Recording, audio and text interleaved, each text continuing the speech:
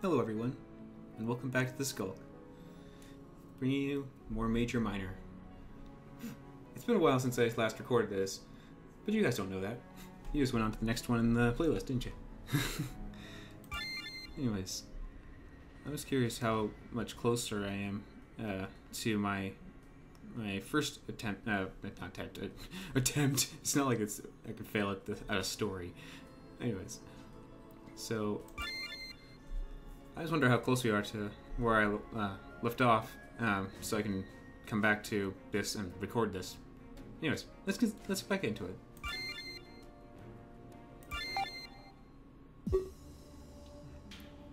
Who do I believe? Who do I side with?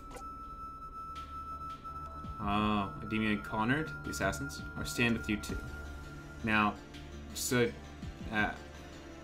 I actually wonder who you'd get, who you would side with. I'm gonna stick with my friends, and they do word some more that you are about to hear, about why, like perspective. But he believes in him wholeheartedly. I only know how much he said to me here and how much Ademia and Connard said to me themselves.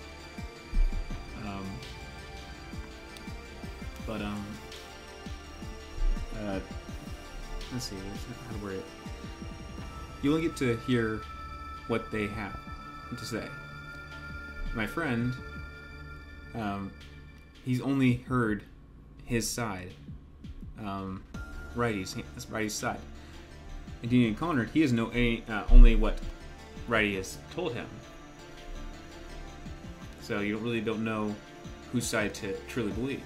But from what he's saying, he just wants people to live and wants to protect them. Ademia and Connard, they do their job. They aren't like mean, they're just doing their job. Anyways, I'm gonna stay with my friend. Of course, it seems like an obvious choice. At least, I tell myself as a method of reassurance. It wasn't in my nature to let someone starve in prison, even if I meant losing track of the reason I'm here. I might not learn what the king wants us this way, but at least I know I'd be saving something. And Keela trusts Righty. I should trust him too. I don't think Kyla is the type to be easily manipulated. Then another thought crossed my mind. If you suddenly found yourself in a strange world, you would likely trust the first person to help you. There's a point in time where you're impressionable. Maybe that's why I trusted Ademia and Connard. Perhaps if they got Kyla, he'd side with them too. See what I mean? I decided that I should quickly drop this thought. It will do nothing except for make me doubt my choice. However, bridges will definitely get burned. It could possibly make Ademia and Connard my enemy. I don't want that to happen. It's just a fact. I asked Righty what our next step is, and I let him know my allegiance lies with him. Well, your choice makes me happy. I'm glad that you have seen the truth. But for now, we simply have to wait. This is really awesome! We get to be partners in Terra too! I smile. Things are starting to take shape. The huge uncertainty that I felt earlier now fades away. I would advise that you go back upstairs. Go about your business as you see fit. Perhaps stay away from the assassins. In the meantime, I will talk to Kyla. Our assault on Pliers' home needs planning, but know you've made the honorable choice. Of course he has. That's what he's good at. Perhaps I'll come speak with you later. But for now, I have to talk to Righty. He seems to want my input on for some reason. It is true. But you have a part to play. Pretend that you're still on their side. I'll make sure to find you when we need you. Kalen will suffer no longer, and Velasquez's tyrannical reign will end. This is your true duty as the savior. Both of them walk away, leaving me alone. Dang, that voice just makes me yawn. Going too deep, I guess I don't get much breathing or oxygen to my lungs, so I start to yawn. I'm just left to ponder the decision I made. That, and what consequence might come with it. Various scenarios play out in my mind. Some good, some horrific. They repeat as I make my way back upstairs. When I get back upstairs, I notice how loud it is. The tavern definitely became more lively since I left. Apparently I was just that imposing. New guy comes in, everyone's silent. Once I leave the room, everyone goes, "Alright, let's get back to partying." I don't know what that guy's who that guy is, but the place is absolutely littered with patrons. They all look incredibly happy amongst themselves. Much better than the faces I saw them wear earlier. Alright, buddy. Get your yawns in, get your yawns in. At this moment, it seems that Tara doesn't need saving. Of course, that feeling was ephemeral, as most are. I don't know what that means, but I'm guessing it means it comes and goes. I realize the happiness is most likely from the drink. Each of them holds an overflowing stein in their hands. They seem to not care how much they are spilling. Oh dear. I try to figure out my next course of action and how to dodge and weave under the rain of drink. Riley suggests that I not talk to Edmund and Connor. Of course, they'd find it odd if I ignored them, especially if I just come from talking to their enemy. Perhaps I should just go and make small talk. My mouth is trying to run away with me. I'll tell them Riley tried to sell stuff to me. I could see if they mention anything about the mail. If the mailbox was empty, then Riley would be correct. Of course, that would be nothing to revel about. It would mean that the fact that Kalen was in trouble, and not the kind of trouble we could ignore. But if anyone was equipped to rescue Kalen, it had to be Riley. At least your first impression on him. He was both strong and smart. As if your first impression on him. You only get to know someone so much in the short amount of time that you talk to him. Without any knowledge about something, you only get to go off of what you heard or seen. You don't have a full story. You don't get to know someone that much just for one short talk. I'm just glad that his goals align with mine.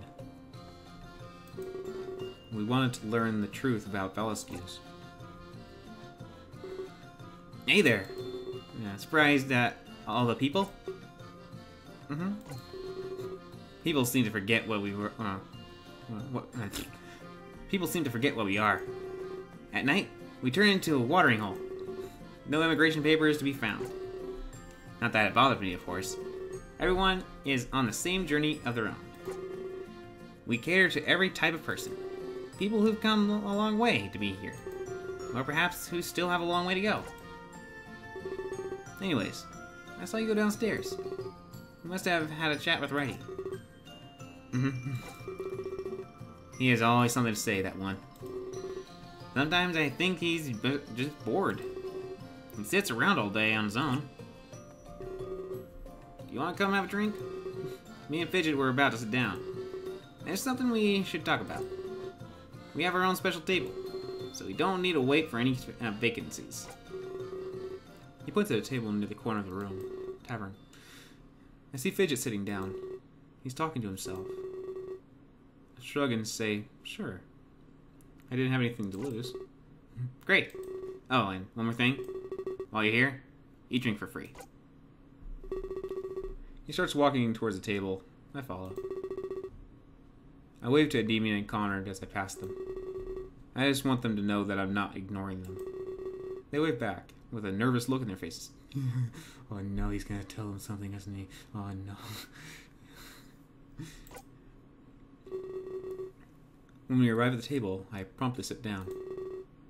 I yawn loudly and stretch my arms. Like this? I guess it's just the voicing I'm doing. Or maybe I'm just not breathing properly. Breathing exercises. If I'm going to be reading stories for my channel, here and there, I gotta do some breathing exercises. I gotta practice that. Hopefully I can just relax for a while now. I haven't gotten to do much of that lately. Hey, Azure! I sit there and wait for him to hold out his hand. But he doesn't do it this time. Interesting. So I heard you're the savior or something, and that's why you're meeting Valsky's. That is so cool. I wish I was important like that. I haven't seen the king since I was little. I glance over at PB. So he told Fidget then. Endymion and Connor surely wanted him to keep it secret. I guess that PB is the type to talk. I'll need to keep that in mind for future. Hey, don't look at me like that. Don't condemn me for telling my Fidget. That's my best friend, you know. And besides, what kind of threat is he? It's not like he can ever hurt anybody. That's my brother. I trust him forever. Fair enough. Dropping it. We had something to talk about, remember? I didn't take you over here to judge me. This is more like PB, as I saw earlier. Easily angered and extremely defensive. Are you gonna let me talk to you or not? I'll surrender. I apologize for derailing the subject. Thank you. So, if we can get back on track, I need to talk to you about Righty. Oh, the music just went swapped. I know that you talked in the cellar, and I'm pretty sure I know what happened. He hates King Valsky's with a passion. This is one of the reasons I dislike Righty. That hatred totally clouds his judgment. Let me guess. Want to expose the king? Said he had some sort of evil plan? Well, that was exactly an apt summary. I'm gonna lay this out straight there. Valsky's has never hurt anybody. We've only known peace under his reign. Well, except for... I'll get there, Fidget. Just hold on. The history of his rule goes back a millennia. He's been nothing but altruistic.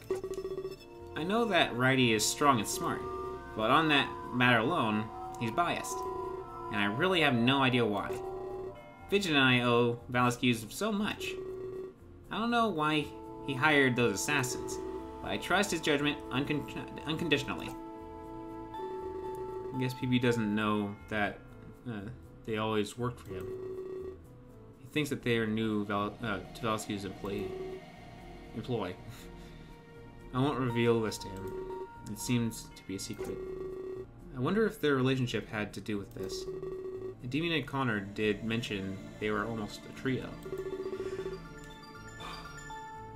Perhaps Valsky's did something to make him back out. I think Righty mentioned some sort of litmus test. Hey, you there? Oh. As it jerked me out of a reverie. I'm trying to talk to you here. It's rude to stop paying attention. Yeah, sorry about that. This whole situation just gets more and more confusing. I don't know whose side's right. Now, if you let me continue. Righty used to work for Valsky's. Really? And I don't know, casually or anything. Righty was Valsky's go-to man. That was surprising. I wonder what caused him to turn so drastically. There was an incident about 10 years ago. Me and Fidget were very young. Valsky's called it the Exodus Project. Exodus? That name seems eerily familiar to me. I guess I need to explain Terra more. Or else this story won't really make sense. I forgot that you were new here for a bit. Terra is extremely open to immigration. We offer people a second chance on our soil, to start anew, or to escape harm. But once they arrive, they're kind of stuck here.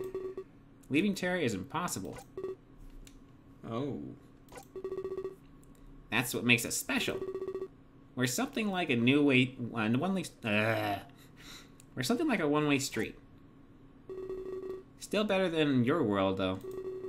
I heard that you have no open connections. I'm not sure how you even survive. That's a good question, actually. Anyway, back to the Exodus project. With an attempt to open our connection, Valsky's wanted to let people leave. If people could come and go as they please, Terra would flourish for an eternity. No more overpopulation or famine. That and Valsky's could expand. No more would he rule over just Terra. He could rule over the entire galaxy, for sure. Of course, it didn't go as planned. One look around could easily tell you that. It was a huge disaster. People died. Either that, or they just stranded in space. Our mother was one of these people. Valsky's wanted only the smartest on Terra. Unfortunately, they suffered the most. We lost some of our key public figures. But we knew that Mom is out there. She'll come back one day. She has to. She was so smart, Fidget exclaims with pride. She's smart enough to find her way back. I don't care how far she ended up. I'm being patient. I'll even wait forever. Righty was close to her mom, you could say. He felt responsible for her disappearance, especially since he helped Valsky's out. Valsky's needed to fix his public image. He needed to show people that he cared. There was some heat on him after all this. So he funded the creation of our tavern, and tasked Righty with building it. Around 10 years ago, we weren't here. Wait, so Valsky's was the true owner of the tavern? And he got Righty to build it from the ground up? That was a really impressive feat. Stunned. Valsky's wanted to create a landmark, and one of the galactic proportions, I mean. So the people knew how to get back home. He wanted word of Terra to spread. He wanted everyone to know about the tavern. Eventually, the lost ones would hear of it. And that's the reason we run this place. We hope that one day, Mom will come back. That maybe she'll walk through that door. That's what keeps us going. With every second, she gets closer. She's gonna be so proud of me. I've grown really big since she left. And I'm learning to be good at chores. You're doing a great job, Fidget. That's what I wanted to tell you anyways. I don't think Valsky is up to anything. At least, nothing like Righty believes. At first, the scope of the place was clear. But over time, its reason was lost. Now we're just a plain bar and office. As this happened, Righty changed too. He got less and less interested and waited. Perhaps he lost hope. Assuming Mom was... Hey, don't say that. It's not true. Sorry. So, Righty has a few reasons to hate. But we don't know what the real one is. I tried pressing him for it all the time. But he just says he can't tell me. Something about being a man of honor. But he never leaves the tavern, or our side. I think he wants to make it up to us. Even though I forgave him long ago. Man of honor, huh? Righty said that earlier when we were in the cellar. When I asked him why he didn't become an assassin. Did that have to do with all this? The more time he spent here in the tavern, the more he hated King Valsky's. It grew and grew over a long period of time. And that's all there is to it, really. His hatred seems to transcend everything, no matter how much Velasquez has done. And that is a lot of good. I'm sure you can agree with me. I mean, just look at this tavern. Indeed, Velasquez seems like a very nice ruler. He opened up to and corrected his mistakes. Doing something like that is very noble. Definitely a mentality fitting that of a king. But now I'm just conflicted even more. One side had an unmatched hatred for Velasquez. The other side had an unwavering loyalty. It seemed even more impossible to choose a side now. Were Kyla and I manipulated? Was Rydy and his gang a group of rascals? Or were I Damien and Connor the rascals here? Radicals? Whoops, I said rascals. Maybe radicals. Yeah. Killing any opposition to Velasquez's twisted reign. I guess I would never know until the right time came. And all I can do in my situation is wait and see. Let's push the matters of the past aside. I have my own theory on the future. Whatever it is that makes you special. I think I know what Velasquez wants. He wants to helm another Exodus project. Really? You're being hailed as a savior.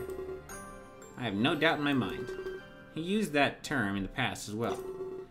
Before the first Exodus project, he promised that Terra would be saved. I'd say you have a long journey ahead. I guess it's only fitting you came here. The Wayfarer's Tavern, I mean. I hope your journey is as swift and safe. Me too. Although, I did plan a detour. I hope that siding with Rydy didn't haunt me. I don't want to make an enemy of Velasquez, nor do I want to make an enemy of Damien and Connor. I hope that we are able to save Kaylin. It pains me to know that he's suffering. I decided to ask PB his thoughts on Lord Plier. And note that in the beginning, the very first episode, the game did point out that you can't make everyone happy. So, me choosing sides does change the story as far as how some stories can be changed that way. Well, some people don't like immigration. They think it's harming Terra irreparably. Lord Plier is just one of those men. I can see where he's coming from, but he seeks total severance. The Exodus project was more admirable. Life on an unconnected world? I'm not sure why Plier wants that. It seems like it'd be impossible. No offense, of course. I'm sure they may work on Earth. None taken. In fact, Terra was odd for me. We just have some major cultural differences. Well, thank you for listening to me anyway. I didn't mean to talk for so long. I'll let you get back to your friends. When he says friends, he looks at Damien and Connor. I smile and thank you for the chat before leaving. Better not tell who I lied myself with earlier. Wouldn't want him to spill the beans in that regard. Before I can get up to leave, Fidget calls to me. He grabs one of my hands to prevent me from leaving. I'm rather shocked. I didn't think he liked contact. Azure?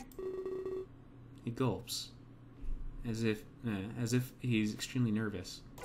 Who extremely gulps, except for like cartoons or exaggeration? That's so audible or seeable. Ah, yes, but anyways. Do you think I'll ever see my mom again? I really miss her. His eyes seem very glossy, like tears were forming.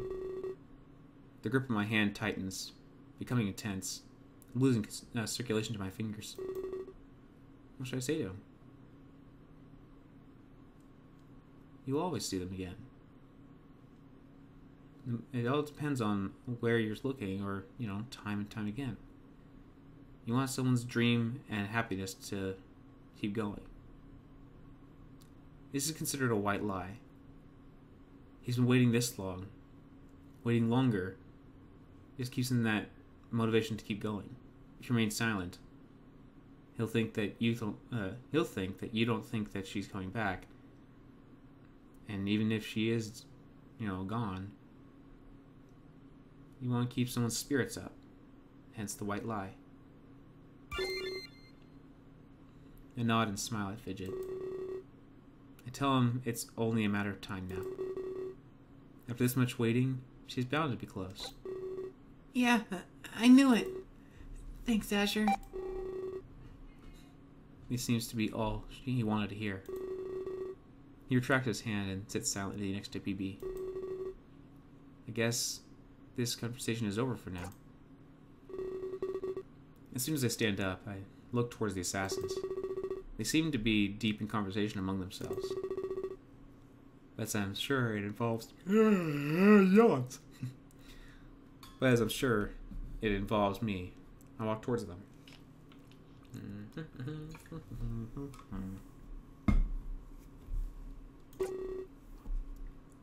I need to keep up appearance. They're going to want to know what happened. I was in the cellar for a pretty long time, after all. Roddy wouldn't want me to do it, but I had to. After a few moments of walking, I get to the table. They both look up at me swiftly, with a look of worry. Oh my gosh, what are you talking about down there? I wonder what's on their minds.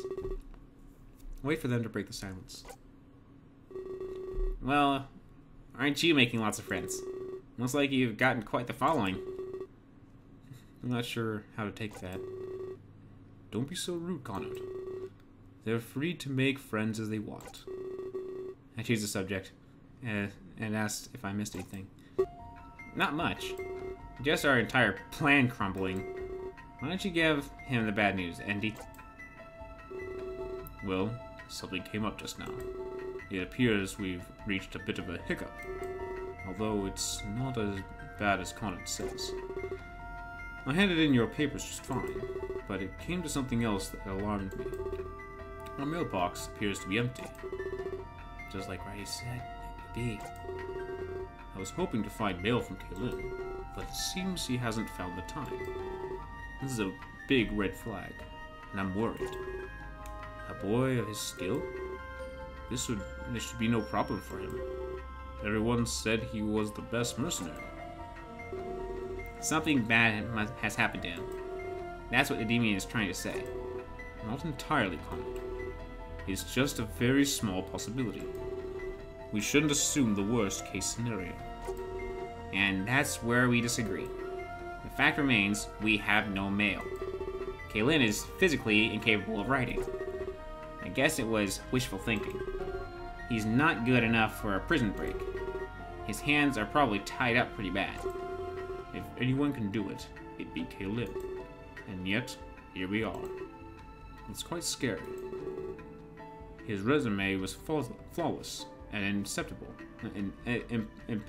That's the word. Maybe someone tipped him off? It wouldn't be hard to increase security. Isn't possible, yes. It's possible, yes. But I still think Kaylin is in danger. He's far too skilled to fail this mission. There's no real evidence of danger. Roadblocks happen all the time, Conrad. It's probably just... By yawning, let's keep getting in the way. He's probably just rolling with the punches. Isn't the lack of mail evidence enough?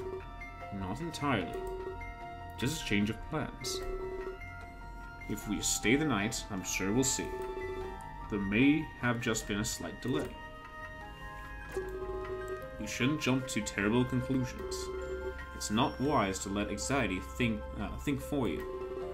We should both trust in Kaylin's ability. I guess you're right. Our mailbox is empty for a reason, yes. But it's not because Kaylin is in danger. Besides, attacking player is a bad idea. Breaking Kaylin out would blow our cover. We can't let Plier know our true colors. You forget that we are undercover. We will fail our mission if we do that. That's true. So you really think Kalen is fine? I'd bet the entirety of our next pay on it. I'm sure we'll hear from him soon. I don't think he's failed a mission yet. They continue to debate while I listen. I'm going to try to take some deep breaths here and there, so if there's a pause, I'm breathing. Reduce the likelihood of yawning. Some of their points are valid, but probably untrue. Of course, I can't say that in front of them. I have to remain ambiguous as possible for now. The mailbox being empty? That was a huge sign. It solidifies the fact that Righty was correct. I take a huge sigh of relief. That's not the sigh of relief. That is me yawning still. I take a huge sigh of relief. I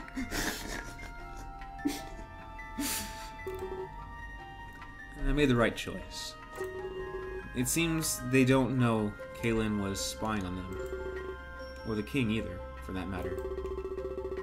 That's how he got involved in all of this to begin with. I doubt he'd disrupt the Plier rally otherwise. Well, what do you think, Azure? If you were in our shoes, I mean, would you stand back and wait? Would you try to rescue Kalen? This is an extremely complicated situation. Even more so, given the nature of my allegiance to Righty. I feel like I'm a double agent or something like that. I'm not sure what to say without imposing myself. I tried to discern the easiest course of action. Connor was asking me for my opinion on what I would do.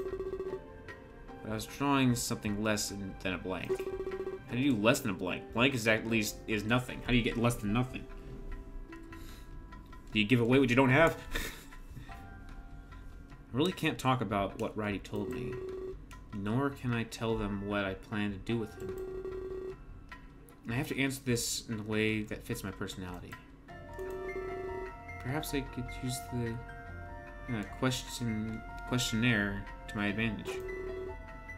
This would seem less suspicious to them. It would fit the answer they were expecting internally. I said I preferred a defensive stance, I believe. This means I would most likely hold off and wait. This is because of character creation, like an episode or two ago. Rather than attacking Lord Plier head on. It's not what it's not what I'd agree with personally, but it's probably what they're expecting me to say. So that's what I'll tell them when I speak up. Pretty much what I expected to hear. Siding with the demon, of course. Now you're gone and broke my heart. Connor, stop it. It's not like we're taking this to a vote. We'll never reach a conclusion tonight. We're just going to have to sleep on it. I'll check our mailbox in the morning. I guess you're right. But where are we gonna sleep? We can't just rent a room. Breathing. Come on. I gotta breathe. We're flat broke. I took care of that earlier. PB added some rooms on our tab, but we'll be making more than enough. It'll be pocket change after the savior. As soon as we get them to Valescue's, I mean. Fair enough. Endymion pulls out a key from his pocket. He holds it out towards me and smiles. Here, take this. Your room is number 23. I grab the key and put it in my pocket. My room is 24. Connor's is 22. We will both be on the same distance away. Please call out for us if anything happens, or if you have any concerns at all. But for now, I would suggest you relax. I'll stay up a while longer myself. I'm sure Connor will do the same. We will resume our planning tomorrow. I'll check the mail as soon as I get up. Then we'll know if it was just delayed. I'm afraid our luck is never that good. However, relaxing actually sounds great. Anywhere, I can get a massage here. I'll take this as a golden opportunity. I have the ability to retreat to my room for the night. I'm sure that Riley will come get me when I need it. Of course, I started to feel a little bad. I didn't even Connor care about my well-being. Enough to get me my own room, at least. It feels a little bit like I'm using them. I keep this conflict exclusively in my head. I don't show any signs of doubt as I leave the table. They wave to me. They wave to me as I walk away, and I return it. Connor gave me a toothy grin as I walk away. I noticed a bunch of doors on the second floor. They must all be rooms for rent. I'll look for room 23, where I'll be staying. When I eventually find it, there's a drawing on it. It's a stick figure with a rabbit figure, holding hands. Both the figures are smiling. It's really cute. Look a little closer. It's signed by Fidget. I guess he views us as friends. I'm grateful. Given that this is my room, I must be the stick figure. I unlock the door and take a deep breath as I enter. I should take a deep breath as well. I need to breathe or else I'll yawn. Finally, I have some time to relax. I feel like this is a major victory. There it is again. Major. You keep seeing major here and there. But all it really is the calm before the storm.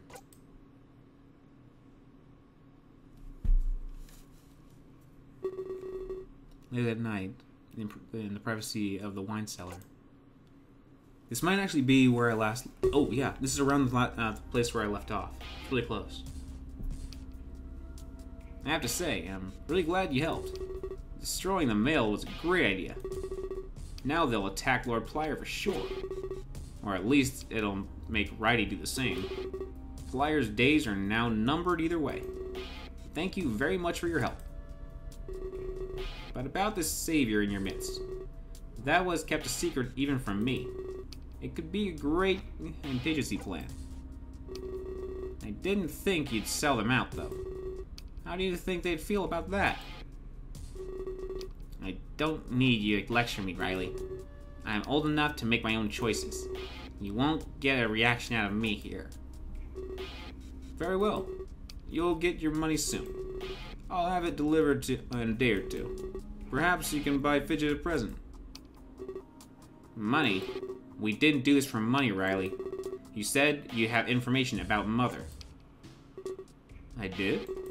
You must be mistaken, PB. Get things written down in the future. It ensures you won't get cheated. You jerk. Now, I didn't say you wouldn't get it. So you want information on your mom, huh? Then I have another task you can do for me. Not yet. I'm not finished with this. Why do you want Lord Plier on a hit list? I thought he was your boss, your friend. Of course he's not my friend. You're right about being my boss, though. But I hate that man. He's a stepping stone. He's snagged up all the votes for me. When he's gone, I'll take his campaign. And then the king's throne will be mine. And if he's killed by a righty, or even if the assassins get him, more reason to have them all executed.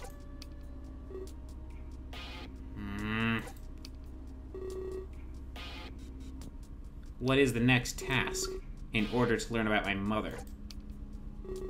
I tell you soon enough, PB. As I mentioned, I have a contingency plan. That's how you spell it, right? Yeah, okay. Contingency plan. So if you'll excuse me, I'll be in touch.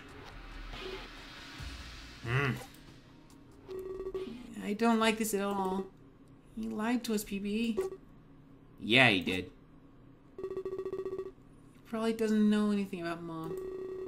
I bet he was just using us for his benefit. Yeah, he was. Don't worry, Fidget. He'll get what's coming to him. Really? You think so? Yeah. Evil men always do.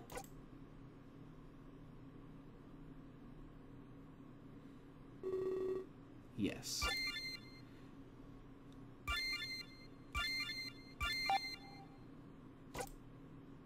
This is exactly the spot. Except this one has more playtime on it. I don't know how, but it has more playtime on it.